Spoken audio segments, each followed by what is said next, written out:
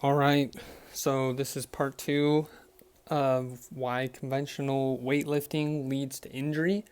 We're going to be looking at NBA athlete Gallinari.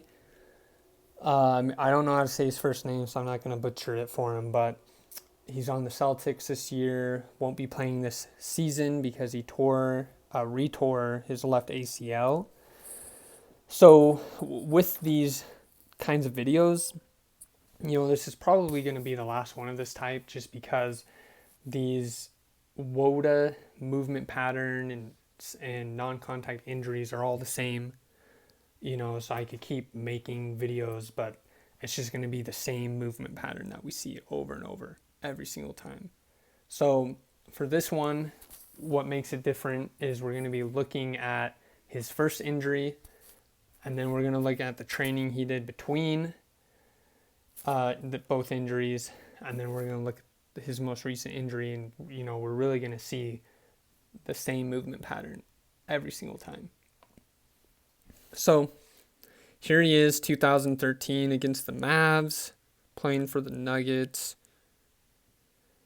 and he comes up. So this is going to be his landing, which is your squat, which we'll see later when he's training. But real quick, before he even lands, look, he's going to heel strike. So those toes are pointing straight up.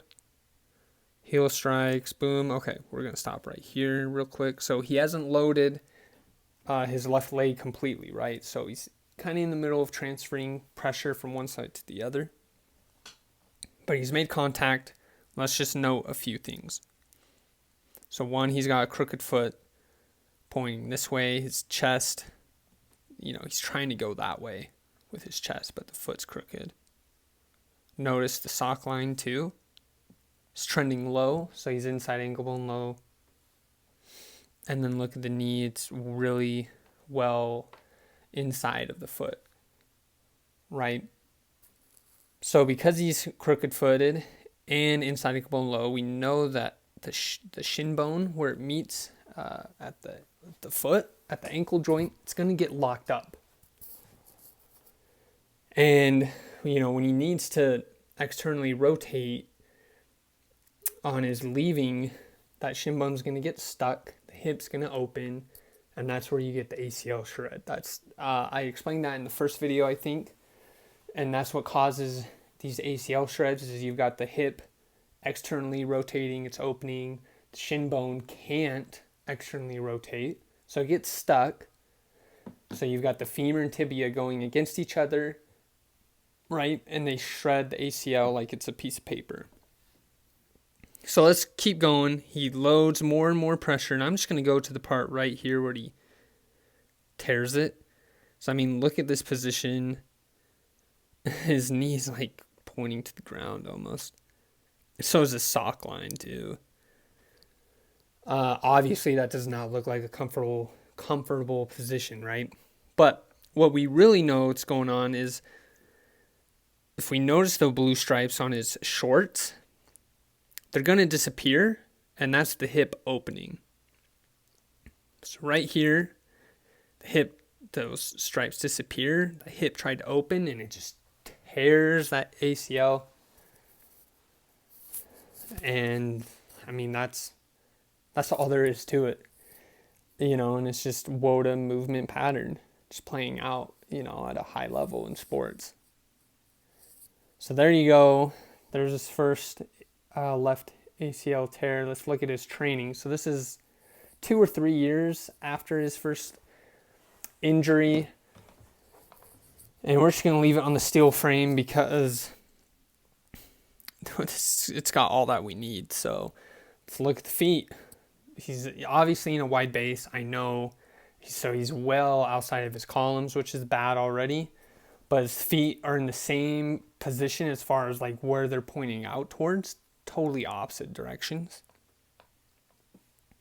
Then look at the sock line. It's trending low, so he's inside ankle bone low.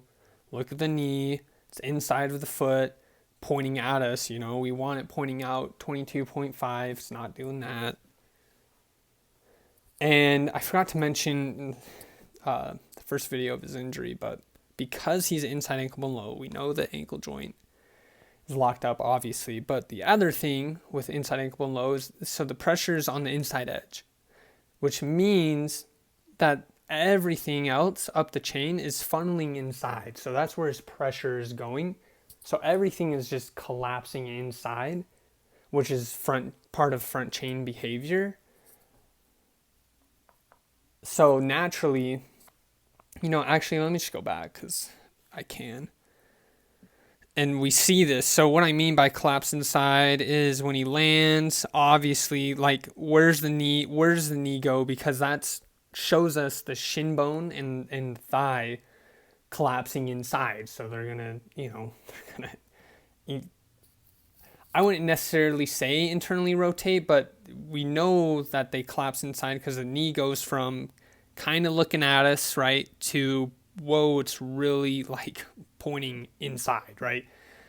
Things literally collapse inside because he's on the inside edge. He's inside ankle bone low. Boom, pressure goes inside, and then it's just disaster from there. So what I'm saying is he's training that. He's training that behavior. Everything, because he's on the inside edge, he's training things to just be collapsed inside. So let's look. This is this year. It was during the off season. It was like the Euro League or something that he tore it, but it's the same thing. And it happens really fast too. It's the best quality that we got. But look at the heel strikes. Toes are pointing up. Heel strikes. Boom. Okay. Hasn't put all the pressure down, but let's go through the checklist.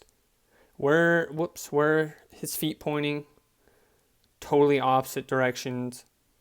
Where's the sock line? It's trending low, and we'll actually see it get lower too. Where's the knee? Well inside of the foot, right?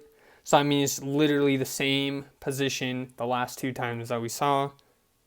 Now, guess what happens? We know the ankle joint's locked up, right?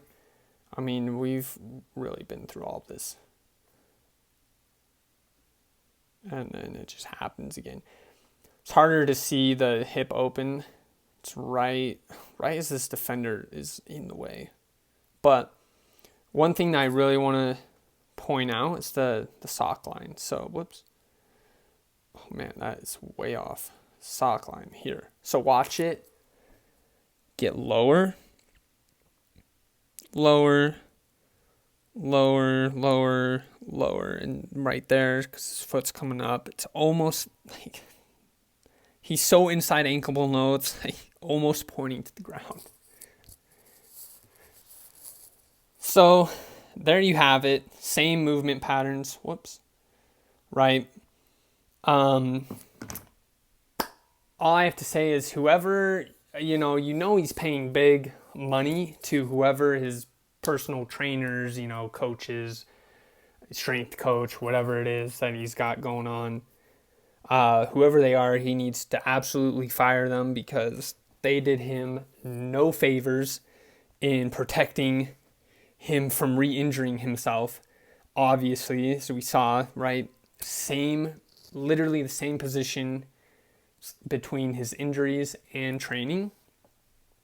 So really, this just shows again how important movement pattern and behavior is, and what we do in training is important because, let's just say for the sake of the video, the first time he injured, it's just unlucky, it's unfortunate, right? It's no one's fault, sure, whatever.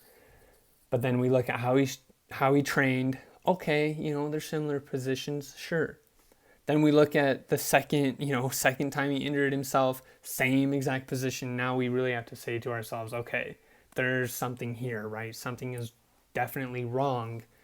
If, he injured it the first time, we thought we trained well, clearly didn't, because he re-injured it. So, it's just proves the importance of goata and having a movement pattern that secures your joints and tissues, obviously. So, super unfortunate for Gallinari. he really needs to fire whoever's training him because they blew it. And it's not his fault.